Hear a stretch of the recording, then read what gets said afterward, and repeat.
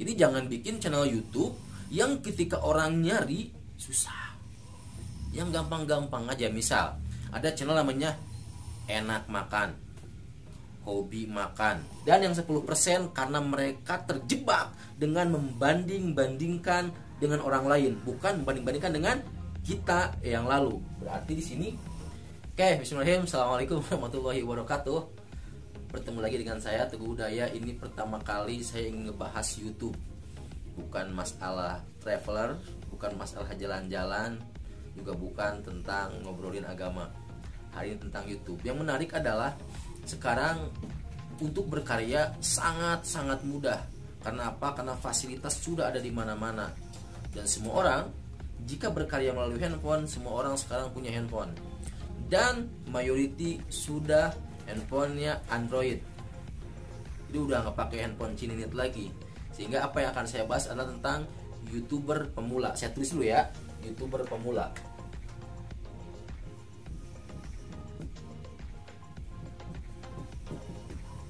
Pemula. Saya kotak besar. Jadi konteksnya saya di sini ngobrol dengan YouTuber pemula, bukan YouTuber senior. Karena saya pun orang yang sedang memulai. Paling tidak ini untuk memotivasi saya agar terus konsisten dalam berkarya. YouTuber pemula. Banyak orang-orang sekarang dia takjub, bahkan dia ingin sekali seperti mereka yang secara pendapatan sudah miliaran, sudah ratusan juta, bahkan ada juga yang puluhan juta. Mereka hanya ada di angan-angan, tapi tidak mampu untuk praktek. Maka dengan saya, ayo kita bareng-bareng praktek. Buat teman-teman yang ingin jadi YouTuber, buat teman-teman yang ingin berkarya melalui sosial media, ayo kita bareng-bareng. Yang pertama, saya pakai teori dulu tentang keyakinan. Jadi intinya juga teman-teman harus yakini dulu buat teman-teman sangat bisa untuk menjadi seorang YouTuber. Jadi teorinya gini, coba lihat teorinya. Jadi ini kalau ada lingkaran, maka yang pertama untuk menjadi seorang suksesnya YouTuber ini 50% dipengaruhi oleh tentang keyakinan. 25% tentang pikiran negatif. Berarti pikiran negatif. Yang ini kita bagi 3 lagi. Ada 5%. Ini 5%, 5%, ada 10%. 5% karena mereka tidak fokus. Berarti tidak fokus. 5% lagi mereka karena malas. Dan yang 10% karena mereka terjebak dengan membanding-bandingkan dengan orang lain, bukan membanding-bandingkan dengan kita yang lalu. Berarti di sini membanding-bandingkan. Kan. Artinya ada 1, 2, 3, 4, 5. Ada 5 variabel untuk menembus kesuksesan menjadi seorang YouTuber pemula. Artinya apa? Pastikan dulu paling tidak kita kuasai bahwa kita yakin bisa menjadi seorang YouTuber. Walaupun dengan modal-modal pas-pasan. Walaupun dengan dukungan yang biasa saja. Maka yang paling pertama setelah kita yakin, oke, tulis dulu ya. Jadi ini 1, 2, 3, 4, 5. Ada 5 variabel. Artinya teman-teman yang paling pegang 50% apa? Ente harus yakin dulu gitu loh. Jangan ragu. Pede aja dulu, jalan aja dulu. Nah, seperti apa triknya? Kita bahas. Kita pupus. YouTuber pemula, bukan YouTuber senior. Oke, siap. Maka yang paling pertama kita buat channel YouTube. Channel YouTube. Ini nomor 1, kita harus punya channelnya.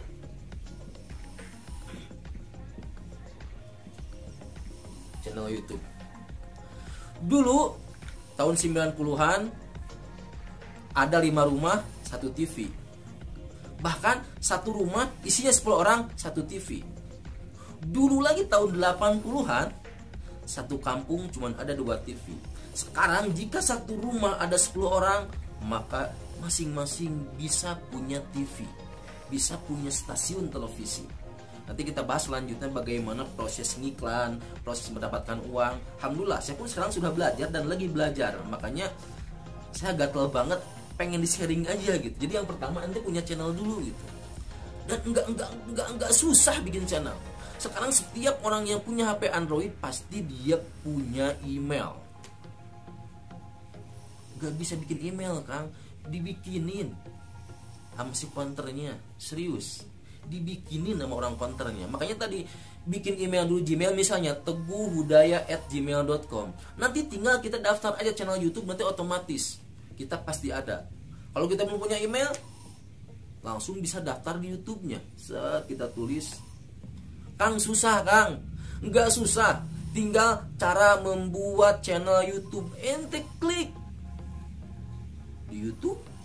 Kalau pengen bentuknya visual, ada gambarnya. Kalau yang bentuknya pengen teks, tinggal di Google biasa. Nggak ada yang susah. Wallahi nggak ada yang susah. Jadi pertama sekarang pastikan ente yakin punya channel dulu. Permasalahannya, kita channelnya seperti apa? Makanya orang sukses biasanya pada saat dia bikin email, dia emailnya nggak lebay. Teguh xy73@gmail.com, enggak. Pakai nama saja. Kalau susah pakai official, susah pakai dot, apa aja terserah. Yang pasti jangan menjelimet. Jadi kembali ke channel YouTube, maka yang pertama di sini adalah nama. Ini nama aja sini udah banyak variabelnya. Maka nama yang pertama kita harus unik, jelas, sesuai topik, sesuai tema yang akan kita bikin. Berarti kesesuaian. Enggak ribet, artinya berarti jelas. Kemudian lagi, kalau bikin channel YouTube itu mudah diingat.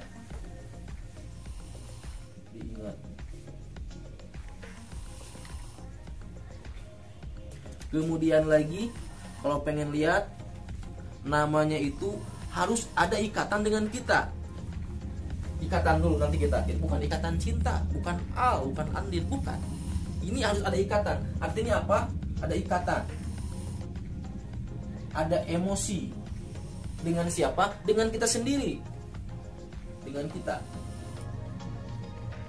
Udah, nggak usah banyak-banyak. Yang pertama unik. Nama yang unik itu pasti senantiasa diingat. Misalnya ada YouTuber namanya Lodo Kampung. Dia seorang orang bule, tapi memang dia lahir di Indonesia. Akhirnya apa konten YouTube-nya? Ya udah, dia bikin prank-prank aja bahwa dia seorang orang Barat yang semua orang nggak mungkin dia bisa ngomong Jawa. Ya hari-hari Surabaya ya bisa ngomongnya bahasa Jawa. Ya gitulah. Matamu dan yang lainnya. Intinya dia bisa bahasa Jawa, hari-hari Surabaya dia bahasanya. Nah, dan dia bisa, makanya Lodo Kampung. Kemudian jelas.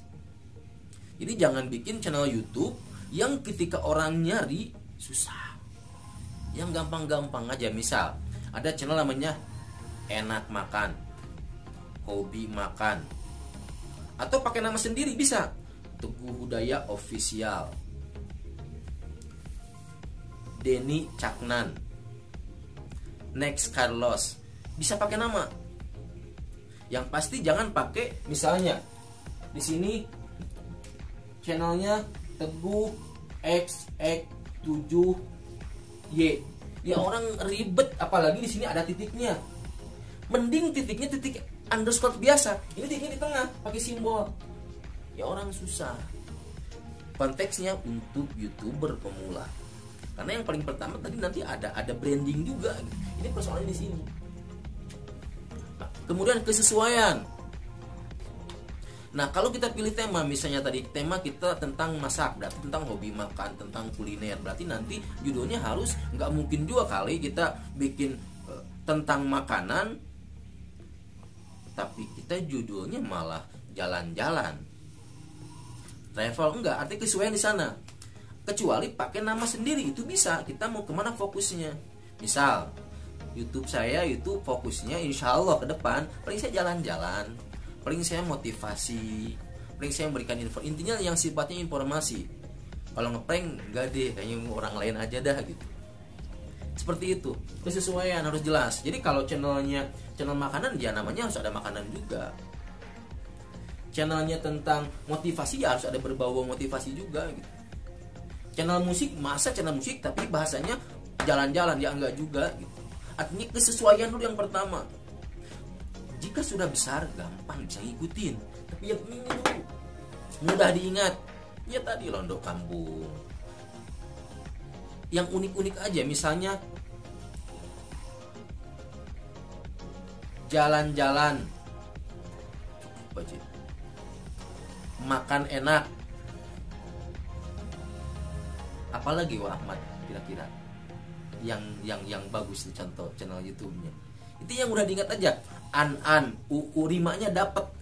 Nah ini ikatan emosi, ya tadi ikatan misalnya kayak Teguh, udah pek aja langsung gitu. Ahmad official, Yadi Saiful Hidayat official, dan yang lainnya. Kalau gaming pun sama gitu. Nah ini, jadi baru ini nama channel. Ini udah berapa menit? Kita bagi dua aja ya. Kita bagi dua aja. Nanti kita ke sesi selanjutnya. Kemudian, ini pemula. Cepet saya insya Allah nih, cepet. Kemudian setelah channel, maka rencanakan intake konten, mau konten apa. Berarti sini perencanaan konten, isinya jangan ngaca. Kalaupun semacam Teguh Hidayat official, paling tidak dia ngambil 4 tema, 3 tema, tapi konsisten gitu. Nah ente mau di mana? Mau di mancing? Karena sekarang banyak channel mancing mania. Mau di kuliner, mau di gaming,